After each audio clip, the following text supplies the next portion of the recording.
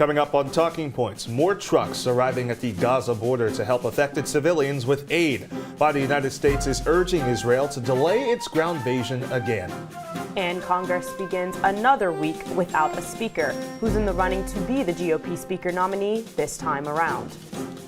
And two former Trump lawyers taking a plea deal in the Georgia election interference case. How the former president is responding. All this and more. Talking Points begins right now.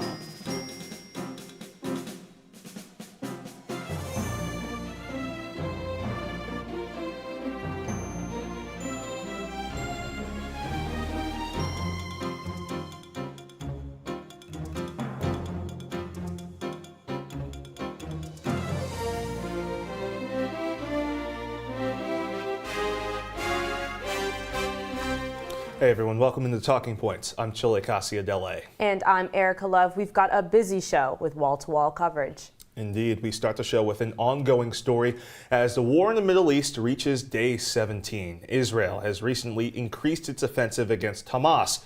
Earlier today, they launched the biggest barrage of airstrikes yet. Gaza officials say over 5,000 Palestinians have been killed and over 15,000 have been injured. It is still unclear if and when Israel will begin its expected ground invasions into the Gaza Strip. The Israel Defense Force says today that their soldiers were conducting, quote, a variety of training exercises in order to improve the force's readiness and capabilities for ground operations in the Gaza Strip, end quote. For the past few days, Israel has been telling residents of Gaza to move southward for their own safety. The Biden administration has advised Israel to delay its ground invasion. They want to allow for more time for negotiations to release over 200 people being held hostage by Hamas. It was announced earlier today that Hamas released 2 hostages for, quote, compelling humanitarian reasons. This past Friday, 2 American hostages were also released. It is believed that there are 10 Americans being held hostage by Hamas right now.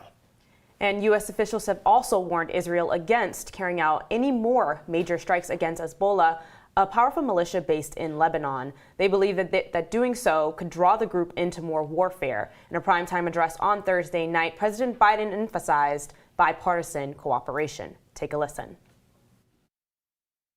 Justice must be done.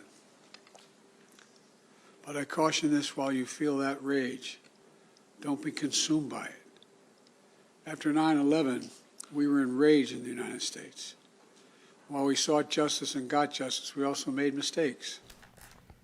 You hear Biden trying to give some American context there. Now, a delay would also give more time for humanitarian aid to cross the Rafah border in Egypt. The border crossing between Egypt and Gaza opened on Saturday to let desperately needed aid into Palestinian territory. And only 20 trucks were allowed to cross, although hundreds have been waiting nearby for days. On Thursday, President Biden also introduced a $106 billion proposal. Included was over $14 billion in aid for Israel. Let's take a look at this in comparison to these other countries. You have $61.4 billion going to Ukraine military aid and economic assistance, and that in comparison to what's going to Gaza, which has been under much criticism, is that $9.15 billion in funding for humanitarian aid across Israel, Ukraine, and Gaza. It's being split there, and even less in other places like Taiwan. We'll talk about this a little bit later, but it's interesting that Biden is asking for more money for Ukraine, given the fact that public opinion in that regard compared to Israel really isn't on that side right now. You're absolutely right. And a lot of the protests nationwide across the world are saying that more needs to go to those along that strip, along that southern border, to help them get out and help those in need, like you see pregnant women, younger children, figuring out ways for Biden to step up in ways that haven't been seen so far. Indeed. Now, while Biden has expressed the need to send aid, there is uncertainty if the request will pass. Let's not forget, the House has been without a speaker for nearly 3 weeks, something else we'll talk about later in the show. A number of Republican members in the House have made it extremely clear that the administration's aid request will not pass. The White House has been considering combining an aid request for both Israel and Ukraine, hoping to capitalize on Republican support for Israel. Here's Senate Minority Leader Mitch McConnell on the aid request. Is it possible to pass Ukraine aid if it's not tied to Israel? I just think that's a mistake. I mean, I know there are some Republicans in the Senate and maybe more in the House that think Ukraine is somehow different. I view it as all interconnected.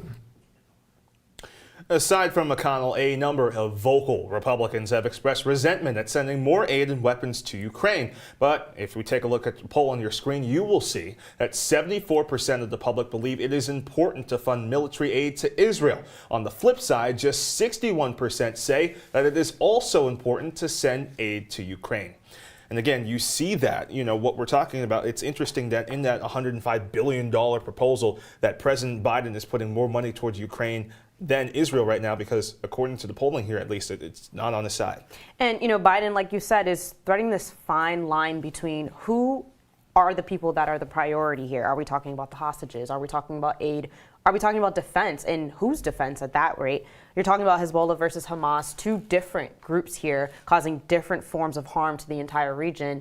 What is President Biden expected to do in that sense, and who is he expected to protect? You saw him hugging President Netanyahu this weekend, and people were upset about it because they were like, well, he's making these decisions and you're not putting down a factor into what decisions he should be making along the way. Right, and you had former President Barack Obama also saying he supports Biden's call for the U.S. to go after Hamas today in a statement on Medium, but he also trying to thread that line just like Biden was. How Israel prosecute this fight against Hamas matters. That's a quote from him. Another interesting thing to talk about later this week, the European Council meeting Thursday and Friday in Brussels, and of course this issue expected to be top of mind. But let us move on. The White House will be hosting a state dinner with Australian Prime Minister Anthony Albanese this Wednesday.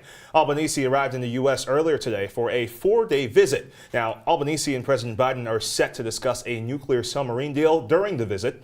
The official visit to the U.S. will mark the 9th time Biden and Albanese have met within the past 16 months. Wow.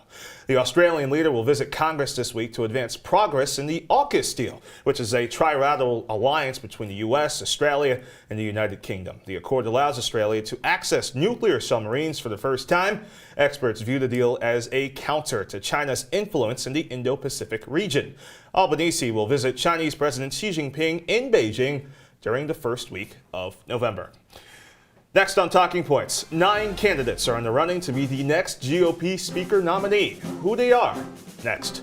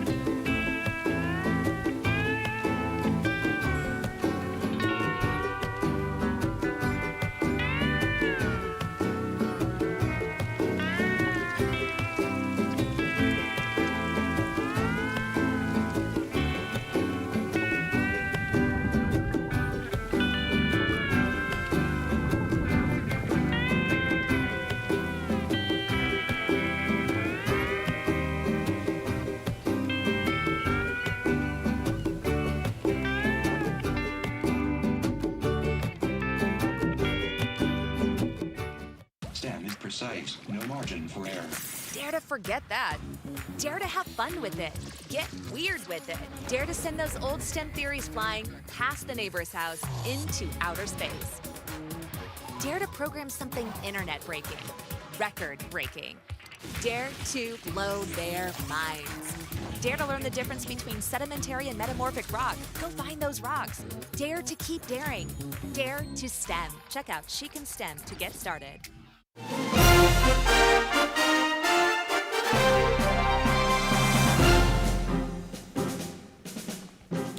Welcome back to Talking Points. Chaos continuing in D.C. after Congress enters its 3rd week with no speaker. The Republican Party remains undecided tonight on who will be its next speaker nominee.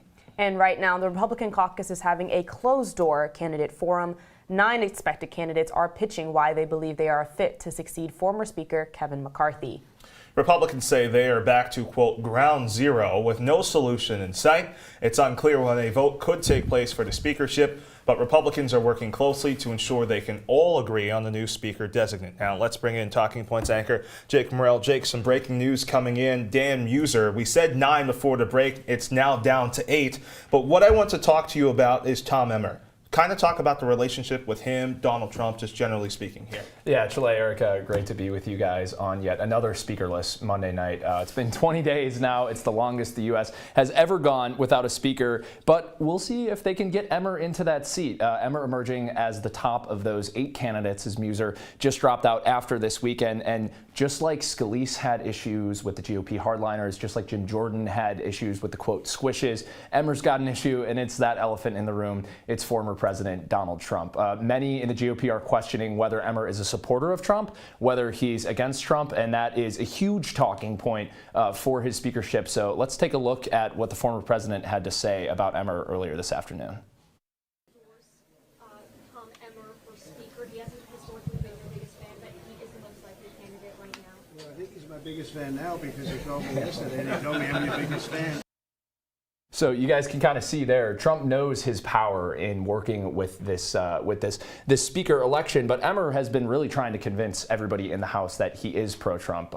Let's bring up that picture of his office from earlier today. Now that's Tom Emmer's office on Capitol Hill. There's a picture of him and Donald Trump on there that's signed. So Emmer, that's been circulating on Twitter, trying to convince people that he is pro-Trump. And a lot of evidence is sort of pointing to the contrary, right? A lot of GOP hardliners are criticizing Emmer, saying that he told GOP candidates in certain swing districts that they should not run on a MAGA platform. And to us, that's just political strategy. But to GOP hardliners, that's not someone that they want as speaker. Also, if you look at his voting record, he voted yes on Ukraine aid. He voted yes on gay marriage. And most importantly, for the speakership election, he voted yes on certifying the results of the 2020 election, which 7 of those original 9 candidates from this weekend did not. So last week, we saw a little bit of the revenge of the squishes or the moderates, where the buck kind of stopped with Jim Jordan's failed speaker election. And now we're seeing Emmer kind of try to find that GOP political Switzerland in between the squishes and the moderate conservatives and the GOP hardliners, and see if he can get to 217 that way. And Jake, you mentioned political strategy and how there's this alignment with this MAGA profile. You have other representatives saying things that they shouldn't be doing, like Liz Cheney, blaming McCarthy, blaming Trump for this whole thing with enabling white nationalism. She said that they empowered people to step out and say things that should be left out of the country's politics. She called it political violence. She called these threats unnecessary, especially from people like Marjorie Taylor Greene and these other outspoken politicians in the last few years who've used their platform to step out. What does that look like for the GOP party, and how that's connected directly to where we are with the speaker? Yeah, absolutely, Ericka. It's great to take a look at the GOP as a whole right now, especially with former President Trump campaigning and the GOP speaker chaos. But, you know, many are saying now that they're criticizing the GOP's ability to govern or willingness to not govern. And now I'm not talking about just Democrats and cable news hosts. I'm talking about GOP leadership. CNN reporting earlier this week that several GOP leaders were frustrated or embarrassed about how the GOP was handling this speaker election. And Kevin McCarthy, who was ousted at the beginning of this whole thing on Capitol Hill, said this. I want you to say what you think. Is that the right strategy for him here? We are in a very bad place right now, yes. Yeah, so you see McCarthy not happy with what happened either, and you wouldn't expect him to be after being ousted as speaker. But again, looking at the GOP as a whole, they lost the at least name leader recognition in McCarthy and Scalise, who are huge fundraisers for the GOP. Both of them have campaigned around the country to raise money for a lot of these GOP races. Their leading candidate in the primary is facing 91 criminal charges. We've got an election that's mostly an off year coming up here in November, and then we have a presidential election next year. So it'll be interesting to see where the GOP goes from here. Yeah, and Jake, you know, you mentioned losing that name recognition, losing people like Scalise and Jordan. I think you take a look at the Republican Party, not just from a politician standpoint, from a media standpoint. A lot of things look like they're kind of in shambles right now. You know, I think one of the most interesting things over the past week is Sean Hannity, who, you know, during the Trump administration would routinely, you know, make calls to the president, kind of tell him this is what you should do, maybe this is what you shouldn't do, give him some counsel and stuff like that. You see him emailing in droves people who were voting against Jordan to kind of fall back in line. How do you kind of read everything that's happening right now? Yeah, you know, it's so interesting to see Hannity do something like that, too. He had quite a clutching your pearls moment last week where he came out against the Washington Post and said, you know, I'm a journalist. Not a very journalistic thing of him to do, but that's the situation that we've gotten into right now, right? Some of these MAGA hardliners are so desperate for it to work, for it to continue working, that just like I said, they ousted their speaker because of it, just because he agreed not to shut down the government. And now it's just getting deeper and deeper every time. We have backbenchers like Jack Bergman in the race for Speaker of the House, people who we never would have even known or even thought could be Speaker of the House. So they're kind of scrambling heavily right now. And you can see former President Trump may look calm in that video from earlier, but he is again facing 91 criminal charges. We saw Kenneth Chesebro, we saw Sidney Powell go down with plea deals last week. They're really scrambling.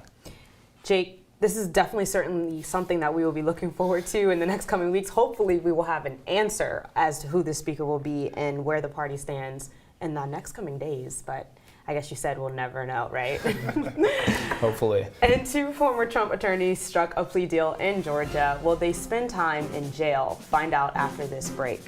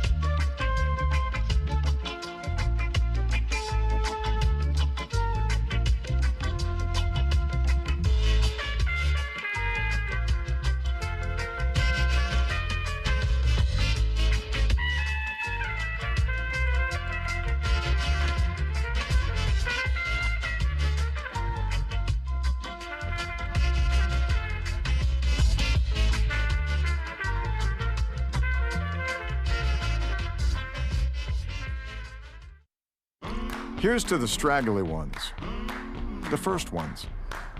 Hey, I look good with this ones. The black, brown, red, and gray ones. The itchy ones.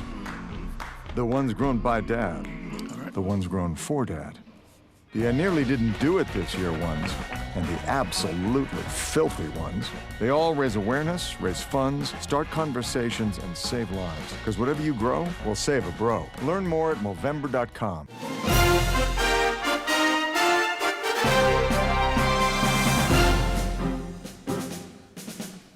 Welcome back to Talking Points. Last week, former Trump attorneys Sidney Powell and Kenneth Chesebro struck plea deals with Georgia prosecutors in the 2020 election interference case. They were the first two of 19 co-defendants to finalize their pleas and receive their penalties. Powell and Chesebro will not spend any nights in jail as part of this agreement. That detail has January 6th defense attorneys feeling stunned that their clients will spend years behind bars for storming the Capitol, while the former Trump attorneys conspired a plan to overturn the results of the 2020 election.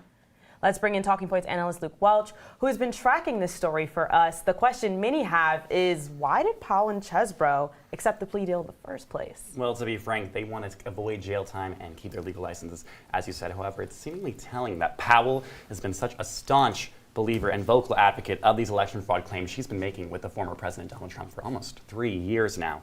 And even a week before she pled guilty, she was still claiming that the election was fraudulent. So now that she has seemingly switched sides in terms of the Georgia case and is agreeing to testify, there might suggest that the prosecution has found some crucial inconsistencies in the legal plan of attack of the former President Donald Trump and his 17 co-conspirators. Now let's take a look at these charges. And now all of this is only if they testify truthfully. So Sidney Powell pled guilty to 6 misdemeanors of conspiracy to commit international interference with election duties. Powell will face 6 years of legal suspension and probation, almost $8,700 in fines and restitution. Chesebro pled guilty to 1 count of conspiracy to file false documents, and he will face almost 3 to 5 years in legal suspension. So a plea deal with ramifications these large might suggest that the evidence found could be incriminating. Now, Luke, the question, I guess, we've talked about 2 of those 19. The question now shifts to the other 17. Other former Trump attorneys, John Eastman, Rudy Giuliani, in the same boat as Powell and Chesebro. How do these guilty pleas impact their cases? Well, this is where Chesebro's plea really comes into the mix here. He is admitted to being an architect of these fraudulent elector schemes. And what makes him different from Powell is that she claimed to have no names in terms of co-conspirators in her 6 misdemeanors. However, Chesebro admitted to work with Trump, to work with Giuliani, to work with Eastman in co-conspiring to commit, these election frauds. So this claim might work as a domino effect. Other attorneys may see this as a sinking ship in terms of working and staying quiet about the former president. Now, Giuliani and Eastman have all Giuliani and Eastman were indicted in the Georgia case, and they're unindicted in D.C. in terms of the January 6th case. So it's going to be interesting to see what comes out of this and whether they follow suit like Powell and Chesbrough. Now, when we talk about these attorneys, we need to talk about RICO, and by that, I mean Trump may not have directly sent these attorneys Trump might not have directly committed these acts of election fraud, but he may have sent his attorneys to do his dirty work in Georgia, in D.C. in terms of the January 6th insurrection, so time will tell. And you said President Trump, he's the biggest name of the bunch right now. How did he respond to this news, and how could their pleas impact him? Well, to no surprise, he was not pleased by two of his former legal advisors, agreeing to testify in a case where they're saying that he committed acts of election fraud. So what is a surprise, however, is that he took to his social platform, Truth Social, yesterday and stated that, quote, "Ms. Powell was not my attorney and never was," in all caps. And he would also say that she would have been conflicted had he worked with her in terms of this. Chile, Ericka, let's take a trip back to November of 2020 when he was originally trying to overturn this election. He stated on Twitter that he was adding Sidney Powell to his legal team. And Giuliani said this as well, and saying that she was a, quote, "wonderful lawyer to work with." Now, this may be a parallel to his Georgia case. He was forgetting that he worked with Ms. Powell. He seems to be forgetting of these threatening phone calls he made to the governor of Georgia, to election officials of Georgia. I won't speculate, but it's interesting to see what evidence comes out of this and what kind of witnesses Powell and Chesbrough will be. And now, it's also claims like these that may connect into a gag order, like the one in New York. So it'll be interesting. I think one of the always the interesting things about this case, definitely the use of RICO prosecution, and more plea deals happen. What does this mean for Donald Trump? But we'll leave it there. Luke, thank you so much. Congress, for sure, has had its hands full during the month of October. The new fiscal year began on the 1st. The government has dealt with a new level of debt, and Congress has to pass a spending bill and name a new speaker. Now, we are learning the federal deficit has doubled during the last fiscal year, but what does that actually mean? Here to break it all down for us is Talking Points analyst Harrison Calder. Harrison? Good evening, Ericka. Thank you. So when we take a look here, it was increased 25% in the last fiscal year. That is a huge amount. And as we mentioned, September 30th was the final day of the last fiscal year for 2023. 2024 started October 1st. And we saw the debt at $1.7 trillion. That is a huge amount. And when we look at what it came from, it was huge with Biden's proposed student loan forgiveness program. That was up to $20,000 potentially per person of student loan forgiveness. And then, of course, when you look at everything going on worldwide, you look at Israel, you look at Ukraine, over $105 billion sent out to all of the nations combined there. And then, of course, the effects of no House Speaker. That obviously plays a big role in what the House has and hasn't been able to do, and we'll come back to that in a bit. But when you look here at the cumulative monthly deficits in these fiscal years, 2022 and 2023, there's been a huge difference. They've both obviously been in the negative, but when you look at 2023, especially from April all the way to July, there's been a huge drop, and it even dropped again from August into that final month of September from negative 1.5 trillion to 1.7 trillion. So then coming back, looking at the history of the government shutdown, which of course has been a huge role in a lot of these things. You look especially at the 80s and early 90s, there were a lot of 1, 2, 3 day government shutdowns that really didn't have the biggest effect. But then you see 1995, that was a 21-day government shutdown when former President Bill Clinton was in office. And then you see 2013, former President Barack Obama and the Affordable Care Act, all the way going to 2018 with the biggest one we've ever had in American history. 34 days with former President Donald Trump and the wall. Then going to how this one was avoided a shutdown and how potentially we need to avoid again. The stopgap bill funds the government until November 17th. That gives them time to come up with another bill to avoid another government shutdown. But the question is, where will that $1.7 trillion go that was just renewed? There's a lot that could come with that. So we have to look at what's going on globally. There's so much going on. There's all these wars. You're looking at Ukraine and Russia. You're looking at Hamas with Israel. So much aid could go there. It probably will. You also look at what Biden has. And then you look at having to find a new speaker. There's a lot that could come. Matt Gaetz with that statement there. And that will be all I got for you guys tonight. Ericka, back to you. Harrison, thank you. Have you ever wondered what it's like to run for office? We have a special day in the life report next on Talking Points. Welcome to my house. Lately, not my happy place. Everybody's pretty tired of each other. The parents were not themselves. My little brothers were morphing into small creatures. The walls were closing in. Clearly, a case of too much family, too close, 24/7. And there's a lot of that going around right now. If this sounds like your house, try going someplace new. YourLifeYourVoice.org. You'll find lots of ideas to help you handle the family stresses of being confined to close quarters. YourLifeYourVoice.org. It might not get you out of the house, but it could help you find a little more breathing room.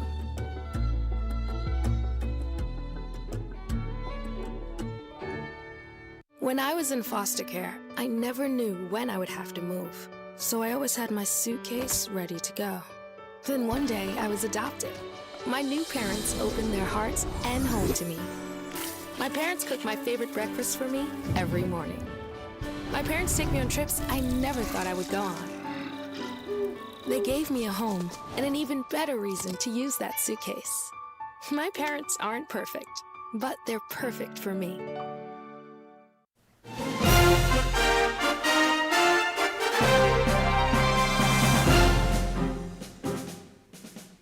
Closing up shop on this edition of Talking Points. The New York 22nd District election may be more than a year away, but that's not stopping one candidate from hitting the trail. In an exclusive CitrusTV report, reporter Luke Radel had the chance to spend the day with Democrat candidate Sarah Clee Hood for her local ballot initiative. Take a look. When last we spoke to DeWitt Town Councilor and Democratic congressional candidate Sarah Clee Hood, we had about 3.5 minutes on live TV. But earlier this month, we got to spend over 6 hours with her on the campaign trail for her local ballot initiative. Well, this is Central New York. You dress for the weather, you don't change your plans, you change your clothes. So here we are. What are the plans for today? Today we are door knocking. We're going around different neighborhoods. We would love to count on your support at the November elections. Absolutely. Thank you so much. Yeah. Have a great day. You too. Okay, and I need some New York fireworks. But even though Clee Hood has a race of her own next year in New York's 22nd congressional district, the past couple of weeks she's been knocking doors for local candidates like Onondaga County Legislature candidate Dan Romeo and DeWitt Town Judge candidate Ian Rennie. I'm a total political novice, so this was all foreign to me, and starting off, you'd have told me that door knocking is fun. I thought that was about the most outrageous comment you could make, and to be honest, I love it. I bring my kids out most of the time. Now, do the kids knock on doors with you? They do. They were here, what did we do last weekend they were with us. They brought their scooters where we went. Yeah. And I would be talking with the doors and they would just be scootering around. I mean, that's what you have to do when you're a working mom with young children. My husband wasn't available, so we made it work. Clee Hood said she never planned to get into politics, but when she did, she started on the most local level possible. So I live on the next street over and it doesn't have sidewalks. When we moved back home after the military service, we wanted to live near Wegmans, my husband's choice.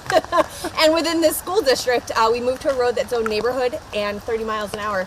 Cars routinely go 60 or 70. So I went to the town board and asked for sidewalks. It wasn't a priority. I ran for the open seat.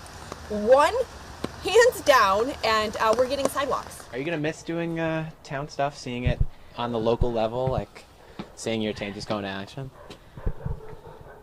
I don't know if I'm going to miss it so much as continuously seek it out, because that's how you make better policy. Clee Hood says she enjoys keeping a pulse on the local community and making connections. People looked at me and they said, Clee, Agnes and Ed, do you know them? I'm like, yeah, they're my grandparents.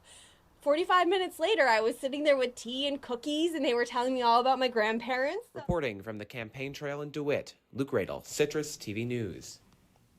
Interesting stuff there, Luke. Now, we should note that CitrusTV has extended the same offer to all New York 22 candidates They are welcome to appear on our show at any time. And speaking of local elections, we are proud to announce that CitrusTV will be hosting its annual election special on Tuesday, November 7th, and it will air at 10 p.m. on OTN, YouTube, and X. This year's special will cover the Onondaga County executive race. We'll have live reports and in-studio analysis to break down the results as they come in.